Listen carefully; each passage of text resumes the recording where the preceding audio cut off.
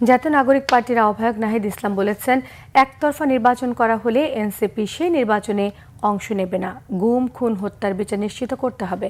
লালমনিরহাটে পদযাত্রা এবং সমাবেশে এসব কথা বলেছেন নাহিদ ইসলাম।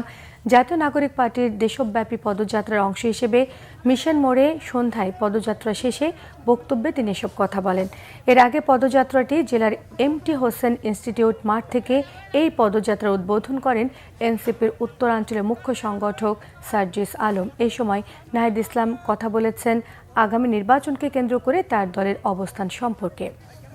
অনেক রাজনৈতিক দল শুধুমাত্র নির্বাচন বলছে, কিন্তু বিচার এবং সংস্কারে তাদের কোনো আগ্রহ নাই। বাংলাদেশের সংবিধান, যে সংবিধান হচ্ছে মূলত আওয়ামী বিধান, এই আওয়ামী বিধানের প্রতি বাংলাদেশের অনেক রাজনৈতিক দলের এখন মায়া জন্মেছে।